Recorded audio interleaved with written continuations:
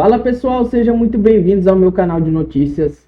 Ótima segunda-feira para vocês e estou aqui trazendo novas informações diretamente de Brasília com o programa 4x4 com Lacombe. Mas antes de começar esse conteúdo, eu peço que você se inscreva no canal, deixe o seu like e ative as notificações, que isso vai fazer uma enorme diferença para mim aqui na plataforma do YouTube. E vocês sempre vão estar recebendo conteúdos de qualidade e simplesmente a verdade da política no nosso país. Então, sem mais enrolação, bora para o conteúdo. Vou falar só um pouco sobre essa tal da lei da reciprocidade, né, que é um processo que não se resolve logo, mas, obviamente, não sei, eu sou, Constantino é formado em economia, tem mais contato com o mundo corporativo, mas você quebrar patente de defensivos agrícolas, de medicamentos, né, criados, desenvolvidos nos Estados Unidos, o nome disso não é pirataria, e isso não é uma atitude ou um movimento de alguém que não quer saber de conversa com os Estados Unidos, quer ir para o colo da China de uma vez? Sim, sem dúvida. O nome disso é pirataria, demagogia, sensacionalismo, Maquiavel às avessas. O Serra já fez isso com patentes de remédios, lembra? Quando ele era ministro da Saúde. Eu chamo de Maquiavel às avessas porque a lógica maquiavélica, fria, calculista, é assim, mata 10 para salvar 100. Agora, esse tipo de medida mata 100 para salvar 10, né? Porque você pune o país ao longo do tempo e torna ele um pária internacional em relação ao circuito todo de comércio, né, de produtos tão importantes. No caso das patentes de remédios era isso. A lógica era muito curto-prazista, muito míope. Né? Se você quebrar as patentes, você vai conseguir dar remédio mais barato para as pessoas hoje. Sim, cara pálida, e o que isso vai sinalizar para toda a indústria farmacêutica que investe rios de dinheiro, porque é caro mesmo fazer o processo do FDA 1, 2, 3, né, em ratinhos, depois em seres humanos. É um negócio caro. A Big Pharma também não é flor que se cheire, não. Ela cartelizou muito os setores. Mas você, para provar um remédio desse que chega na farmácia bonitinho, que você quer tomar, você tem um processo de anos e bilhões gastos. Então, se você mostra que é um país que não leva isso a sério, tá bom, vai ser retaliado de alguma maneira, vai ficar fora do circuito. Né? Então, de novo, são medidas típicas do lulismo, né? Demagogia pura, Lacombe. E óbvio que não é esse o caminho, não é o caminho da pirataria. Bom, e teve a reunião ministerial na última terça, né? E o discurso do Lula, né, foi assustador, porque o ministro Sidônio Palmeira, da Secretaria de Comunicação Social da Presidência da República, no meio do discurso, inclusive, ele gritou lá, Getulula, e algumas frases do ex-presidente Getúlio Vargas foram repetidas por Lula na reunião e dão o tom já adotado pelo Palácio do Planalto nessa atual crise com o governo Trump. Algumas frases, cuidarei de atacar a exploração de forças internacionais. Eles, os grupos internacionais, me atacarão de frente. E vão as forças internacionais se unir com os descontentes aqui de dentro. São os eternos inimigos do povo que não querem ver a valorização do homem assalariado. Essa propaganda que mistura Getúlio Vargas com Lula, né, que sempre se venderam, aliás, como o pai dos pobres, e o Getúlio Vargas é um dos ídolos do Lula, ela só pode ser comprada, Silvio, por quem ignora quem foi o fascista Getúlio Vargas e quem é o fascista Lula. E eu fiquei muito impressionado, Silvio, porque na timeline essa semana a gente falou disso e muita gente que acompanha o programa diariamente achava ainda que Getúlio Vargas foi um dos melhores presidentes do Brasil.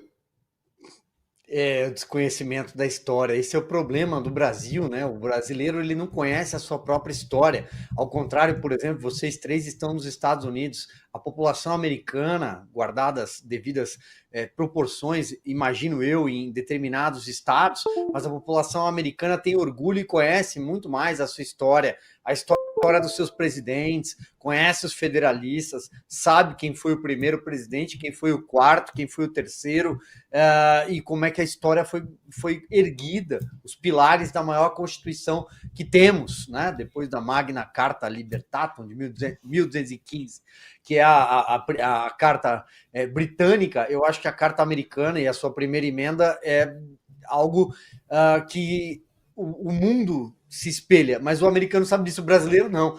Getúlio Vargas foi um grande... Getúlio Vargas era um fascista, e ainda assim, com um caldo de populismo muito forte. Ele governou na canetada, ele mandou fechar o Congresso Nacional. Basta procurar nos livros de história, procurem sobre o Estado Novo, sobre o varguismo. Então, o brasileiro não tem memória. E o Lula é uma mistura de tudo isso com um pinguço porque anda falando bobagem o tempo inteiro, anda misturando a história com aquilo que vem da cabeça dele. Pois bem, desculpe meu francês aqui lá, mas é um fato, é o que nós estamos assistindo, é a pior versão do PT que já passou pela República. Ele consegue ser pior do que a Dilma Rousseff. Ele é muito pior do que a Dilma. A Dilma tinha um problema que aquela cabeça baldia, os neurônios não conseguiam conexão, mas pelo menos a gente sabia quem ela era, quem eram os quadros. O Lula não. Ele tá colocando o Brasil em risco, numa situação muito complexa. É a pior fase, o pior momento da nossa diplomacia. É um anão diplomático. Coloca o Brasil contra os Estados Unidos da América. Eu não sou de elogiar tucano nenhum, vocês sabem disso, mas, por exemplo, o Alexandre Schwarzman, que foi dirigente do Banco Central, deu uma entrevista para a Globo News e a jornalista quase caiu da cadeira, né? Que ela perguntou para ele, o que você acha do Brasil, da resposta ao Brasil em relação ao tarifaço? Ele falou, bom, é como um mico brigando com um gorila. O que você acha que vai acontecer? E aí ela ficou assustada, não, mas é a soberania nacional. Minha filha, calma, né? Menos. Agora, sobre reunião ministerial do Lula, bom, deve ter acontecido no estádio Mané Garrincha, em Brasília, porque não cabe, não tem nenhuma sala em Brasília para comportar tanta gente. E a pergunta que fica é, será que os brasileiros sabem o nome de 2 ou 3 ministros do Lula? O Fernando Haddad está lá, descabelado, todo dia na Globo News, mas e o resto? Ninguém sabe qual é o time do Lula.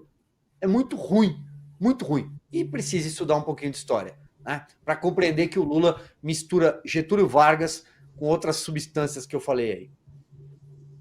Não, e o próprio Lula, né, nessas reuniões ministeriais, ele depende daquelas plaquinhas que vão ali na frente de cada um, né, com o nome e o ministério que ocupa, porque eu garanto a vocês que ele não conhece, né, pelo nome, às vezes talvez não consiga nem identificar um ou outro, os ministros dele, né? É um mundo de gente.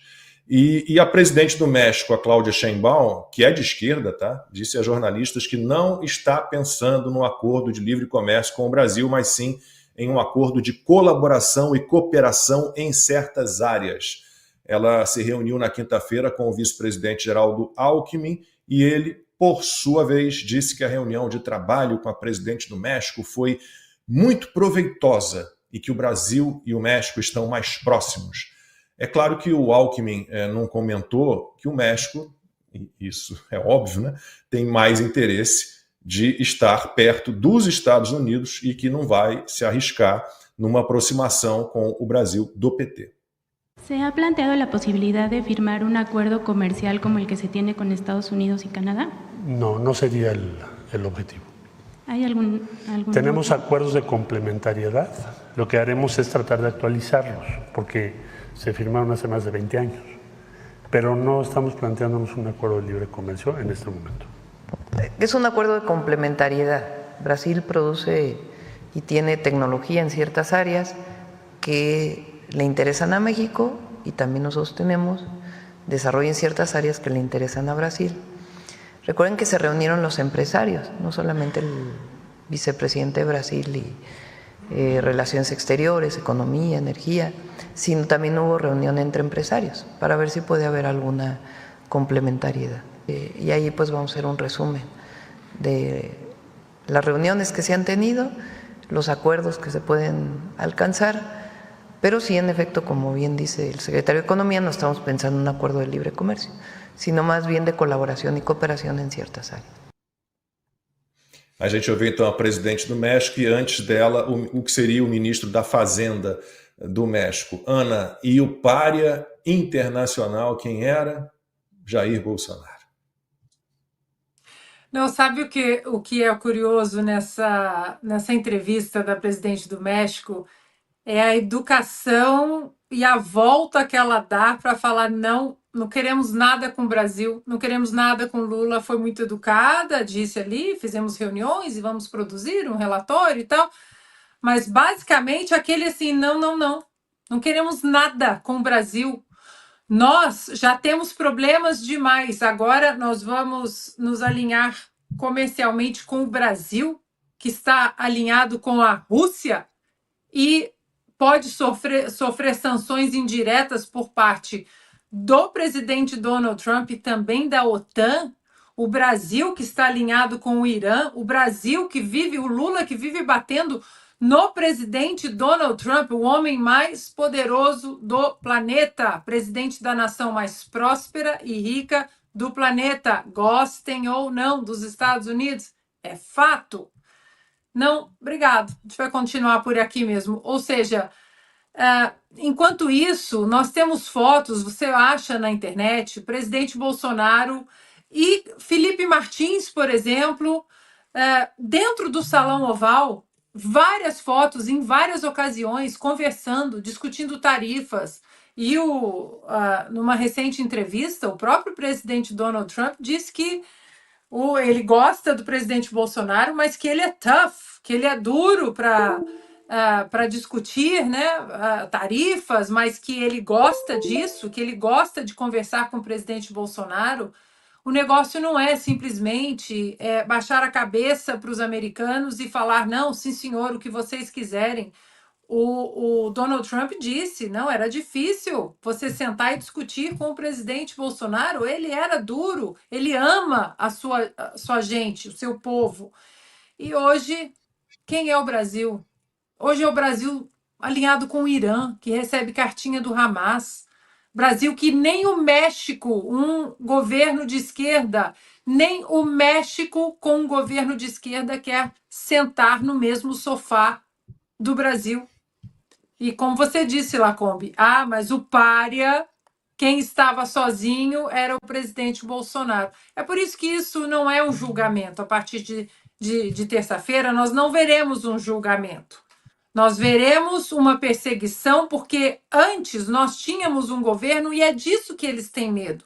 Eles têm medo da mão técnica do presidente Bolsonaro.